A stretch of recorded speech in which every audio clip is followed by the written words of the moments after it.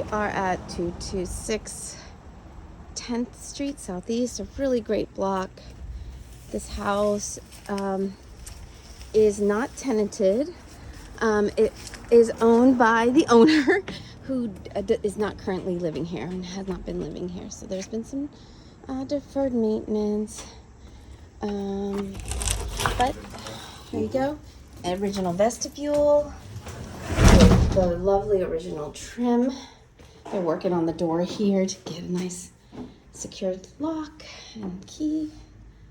There's a lot of original details here. This is a built-in.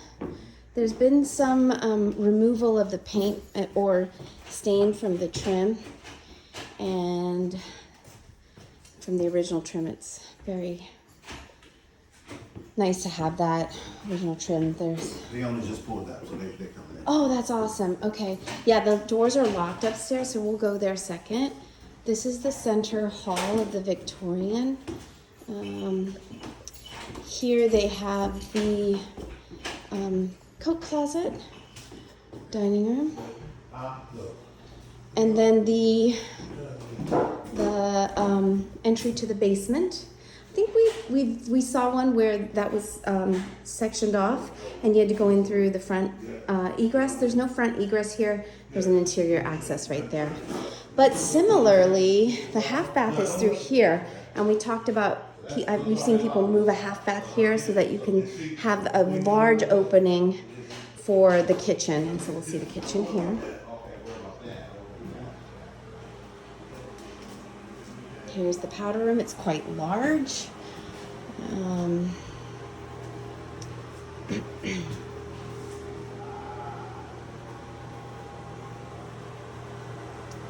So there's enough holes in this, like drywall holes. Nothing that, even if they weren't there, the cost to renovate this place would be the same. But it may cause some problems with financing, because an appraiser may decide that it's not financeable. Certain appraisers would kind of give that hole in the ceiling that hasn't been repaired a blind eye, because they know it will get repaired. But just keep that in mind in a house like this. Here is the lot. It goes out to a nice alley. This deck needs to be totally redone. But just FYI, typically, if you want to do an addition, people will do an addition where there is a back deck, because it's considered a covered space already in place. So it doesn't, even though it's an addition, it's not, it's easier to get permits for something for if you just use the footprint of the back decks and enclose them than if you didn't have them. So that is nice to have. I've been through the house and we're going to go through together. This person has a really nice brick wall, but it jags in a little, so I'd want to see the survey to see if there's any issues with it.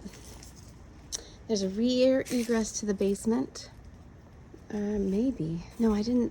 I didn't see a back door down there, but it definitely could have a rear egress. A lot of this has to be I would consider this a whole renovation, what we call a gut job.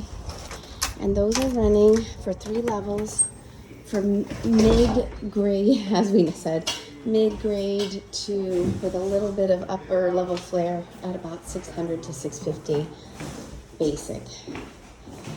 Okay, we'll go down to the basement first. The owners have gotten here to unlock the bedroom doors. So this is an unfinished basement, which has some assets here. One, I don't really see, there's no dehumidification down here, so it does feel a little wet. But there is no, and I'm so sorry it's dark so we can't see it. There's a bathroom here, and then that's where you could maybe make an entrance or exit out. Just it's space back there. There's ceiling height. It doesn't smell or feel like there's any biological growth like mold down here. Oh, there's actually rear egress into the dog leg right there. The ceiling height is pretty decent. It's probably 7.5 feet here, with a bulkhead for the radiant pipes. Here's the front. Oh, there is a front egress. I'm so sorry, guys. I misspoke. That's valuable. And believe it or not, the electrical panel is 200 amps, which is standard amount. So it's had electrical upgrades over the past, but really you're going to have to redo all the electrical in this house to put in the correct amount of plugs that are required, and then to finish this, and then the first floor. There's only one full bath upstairs, and the downstairs bath, there's plumbing for a tub, but there is no actual shower or tub. There's a toilet and a sink, and it's very unfinished. You know what one of the agents said? He said she probably got the keys in the house. Hi, guys. All right. Okay, so we're at the upper landing. This one room here. I'll go in here first. Hi, everyone. Okay. This is the front bedroom. Hi. Thank you so much for giving us access.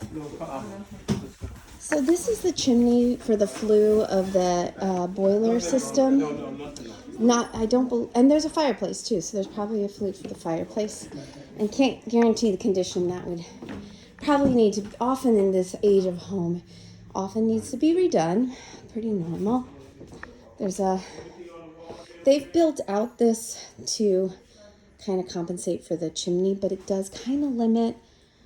Sometimes people take the closet out there, put them here, so they can put the bed there, without removing the chimney. Removing a chimney is very expensive. This is the second bedroom. Hi again, Dwayne. That's Dwayne, the listing agent. He's so kind to meet me here. Okay. So you walk, it has two accesses from the hall. And so we'll just kind of go around this way. And then That's the main thing you want to get out of here. main hall bath. Let me see if there's a light on there. Oh, no worries. It's able, you can see it. Awesome. And then here is the third bedroom. Sizable for a third bedroom. Could add a closet. You can see some of the plugs are ungrounded. They're the double, so it definitely needs rewiring. The plumbing often is needed to be redone in houses of this age and condition. And you can see they either have pointing problems that need to be repaired, or maybe gutter. That could just be a gutter, but we're not going to squat there. So that is 226 10th Street. Thank you for coming along with me today. It's great.